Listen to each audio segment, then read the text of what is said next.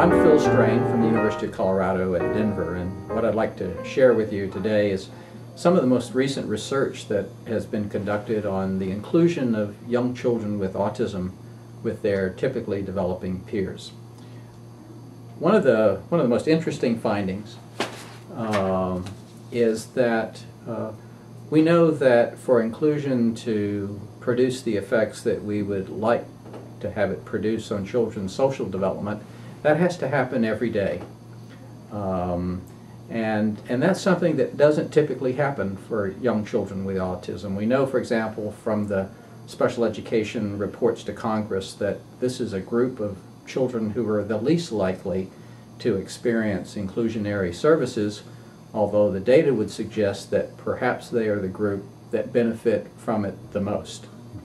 One of those unfortunate ironies related to individuals with special needs in our country. So the first thing I'd like to emphasize is the importance that inclusion occur on a daily basis.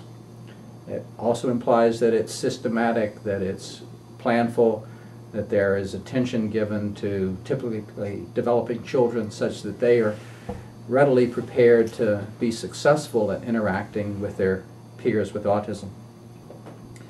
So in addition to this notion about the importance of the intensity, if you will, of inclusionary services, we also know that within inclusionary programs themselves, that young children with autism may segregate themselves out, especially in choice time situations, in free time situations.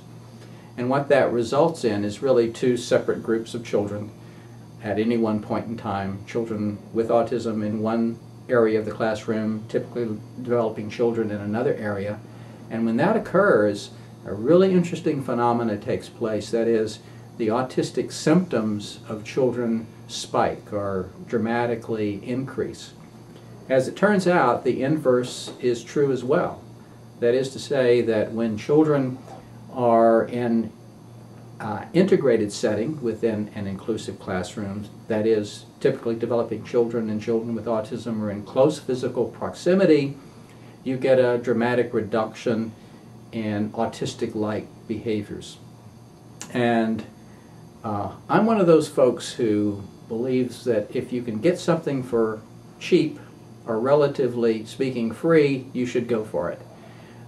This is one of the significant benefits from inclusive services, namely some moderation in the autistic symptomology. And most of us in this field work really hard to get small behavior change in children with autism, and we work really hard to achieve that. If we can get something for less effort, perhaps that's something that we should pay attention to.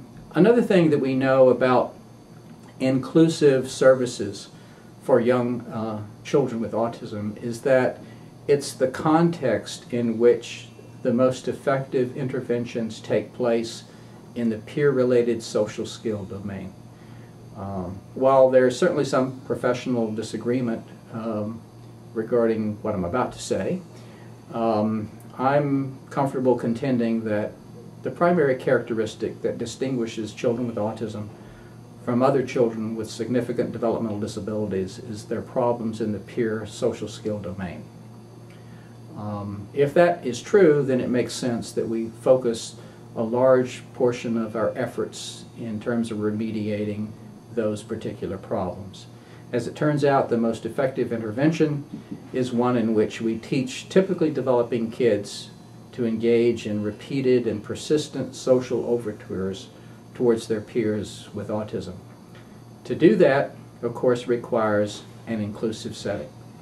Well, what does this mean? This means that the predominant use of developmentally segregated settings for young children with autism automatically precludes them from receiving the most effective service possible to remediate their core deficit.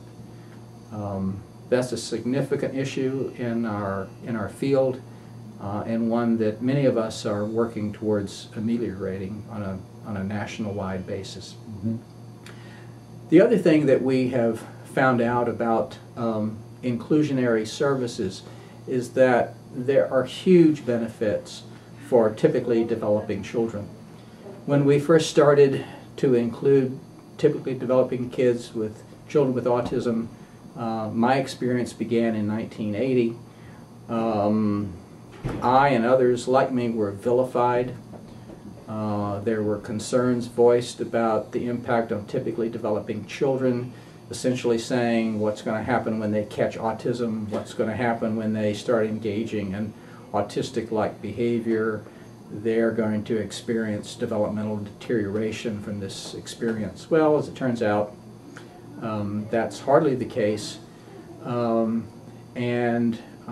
What happens, in fact, is that when typically developing children are provided the skills necessary to impact the social and communicative behavior of their peers with autism, they develop an incredible empathy and sensitivity towards people who are different than they. And this is in contrast to research that we've done on other typically developing children who experience preschool without direct contact with people with special needs. And by the time they're 4 and 5 years old, they've developed what looks like adult stereotypic behavior towards people who are different than they. In other words, if they see people not being successful, they tend to think that those individuals should be punished for their lack of fluency doing some task, their lack of fluency speaking, their lack of fluency talking and communicating. And that represents a significant difference in terms of the peer groups that one can grow up experiencing. Either a peer group that sees you at your best and says to themselves, you know, if I had about 5 minutes I could teach you how to do that better, versus a peer group that sees you not at your best and says something to the effect of, you should be punished, or kids like you aren't any good.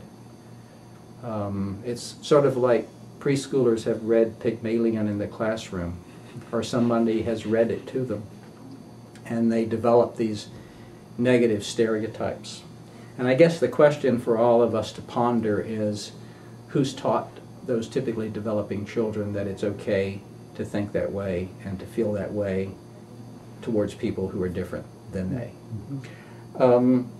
Finally, let me just say that one of the biggest myths that we have around inclusion of young kids with autism is that somehow kids who are, if you will, higher functioning are better candidates for inclusive services, and that is totally inconsistent with the data. So in our model program, Leap Preschool, and the other kind of nationally recognized inclusionary model run by Gail McGee, the Walden Center in Atlanta, Georgia, there's basically zero correlation between where kids begin, developmentally speaking, and where they wind up in these inclusionary programs. And to have zero correlation means that the following takes place. That is, some of the highest functioning, if you will, kids do the worst, and some of the lowest functioning kids do the best. That's the only way that you can come up with this zero correlation. Well, what does this mean in terms of service delivery? Well, it means that the usual model of let's get Phil ready for inclusive services is inconsistent with the data that we have at this point. The data suggests that kids should get enrolled, and we should work our best to facilitate their development in these inclusive settings. Thank you very much. You're welcome very much.